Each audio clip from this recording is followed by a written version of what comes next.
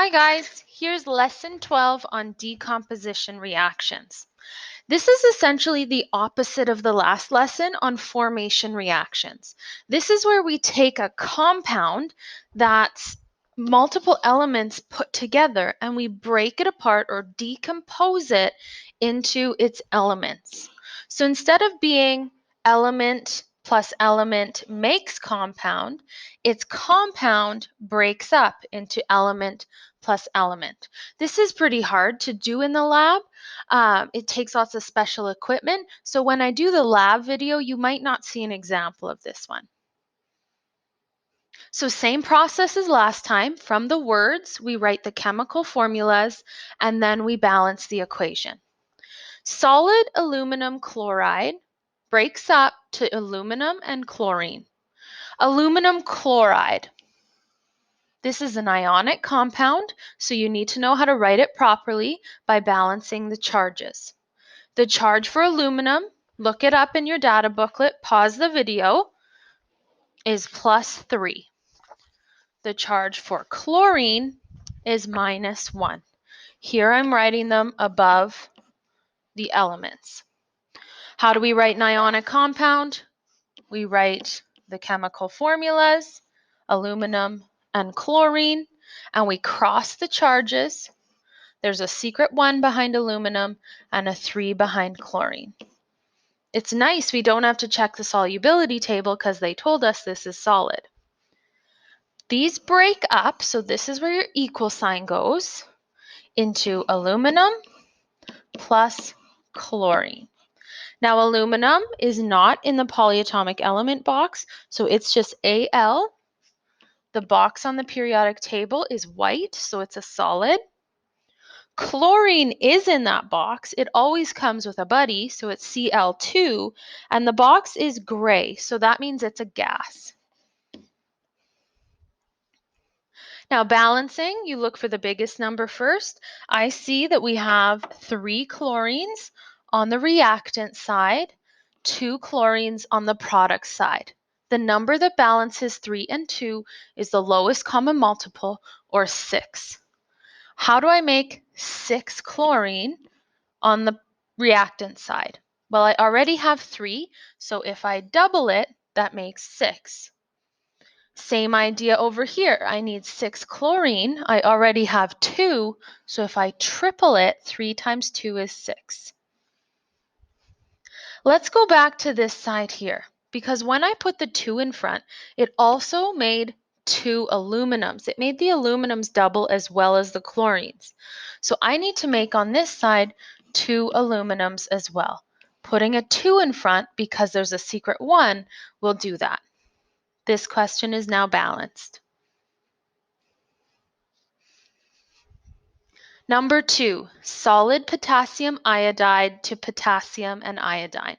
Pause the video and see now if you can write these out on your own. When you turn the video back on, we'll see if you got it right.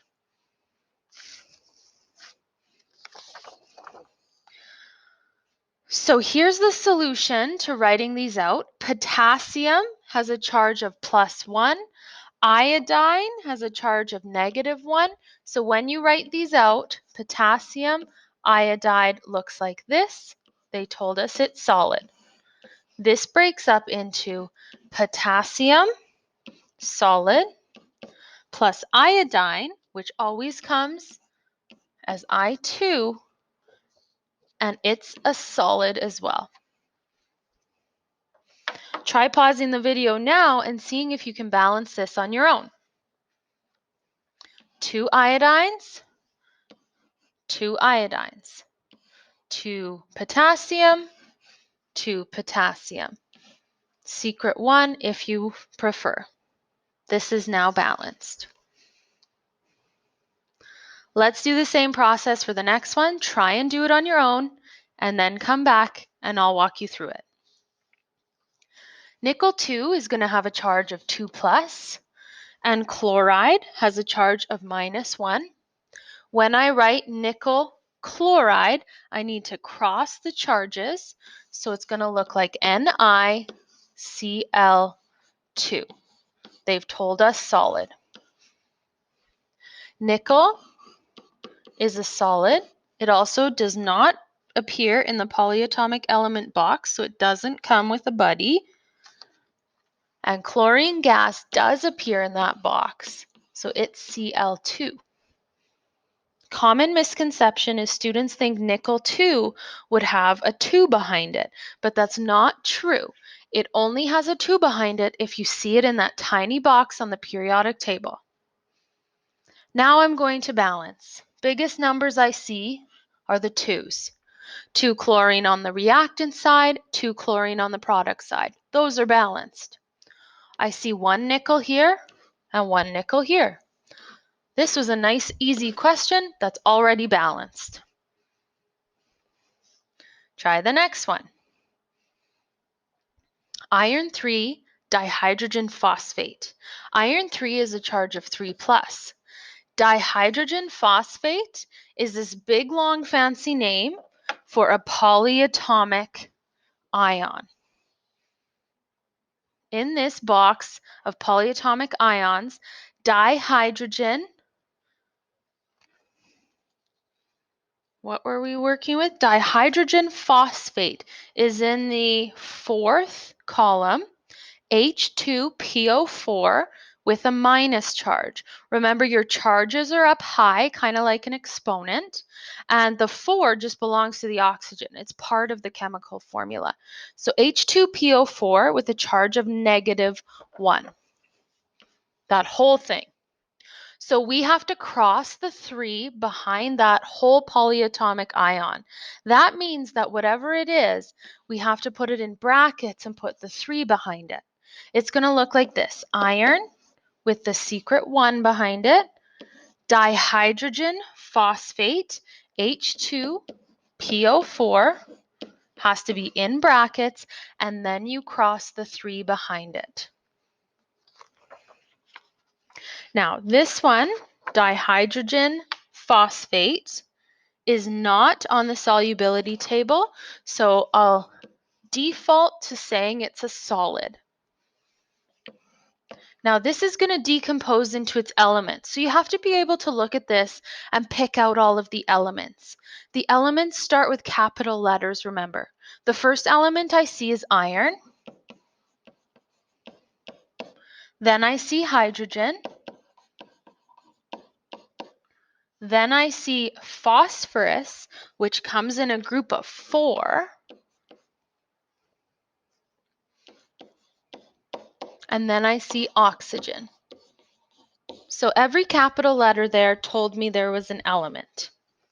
I found the states by looking on the periodic table at the color the box was, and I put little numbers behind hydrogen, phosphorus, and oxygen because they came in that little box on the periodic table called polyatomic elements.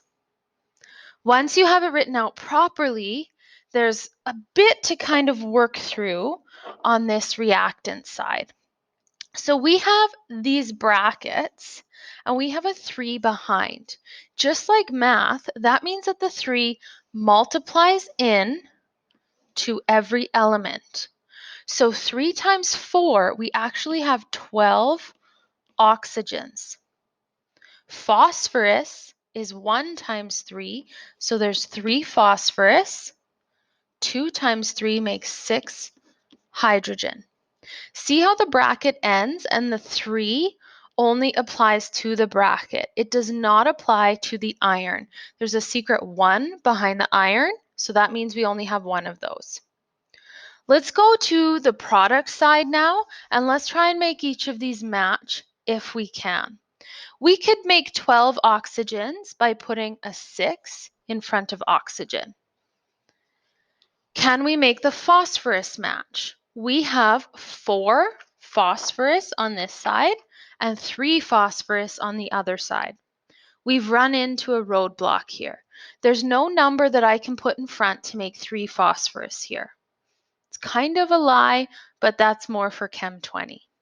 How do I make these numbers the same? If you have an odd number and an even, the best way to do this is to erase what you've already done, because we have to go in and we actually have to change the other side. Okay, this odd number, this 3 phosphorus, is what's kind of screwing everything up. So what I'm going to do is I'm going to double it, and that doubles everything on this side. Now we have 2 iron, we have 12 hydrogen, 6 phosphorus, and 24 oxygen. Would it be easy now to to balance 6 phosphorus with 4? We still can't quite do that. What's a number that we could balance with 4? Well, 4. Let's erase and try again. In these more complicated examples, there's a lot of erasing that goes on. Now we have 4 iron. 4 times the original 6 hydrogen is going to be 24 hydrogen. Originally, there were 3 phosphorus times 4 is going to be 12 phosphorus. 4 times 12 original oxygens is going to be 48 oxygens. Let me write that in so we can read it. 4 iron, 24 hydrogen, 12 phosphorus, 48 oxygen. Let's see if we can balance this now. 48 oxygen. What times 2 is 48? 24. What times 4 is 12 phosphorus? 3. What times 2 is 24 hydrogen? 12. And what times 1 is 4 iron? 4. This is about as complicated as these examples get. Sometimes you just have to try something, and when it doesn't work, you have to think about making even numbers and odd numbers work out. So the 3 phosphorus was our problem. If you can make it a multiple of 4 like we had on the product side, then you're really cooking with gas. Last example, try it on your own and then replay the video and I'll have the solution.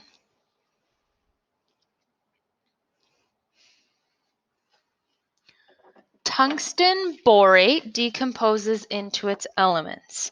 Tungsten on my periodic table, sometimes it takes a while to find.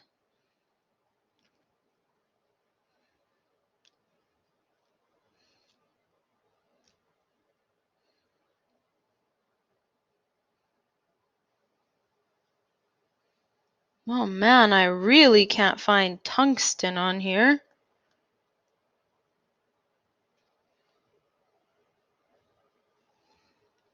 Maybe it's at the bottom.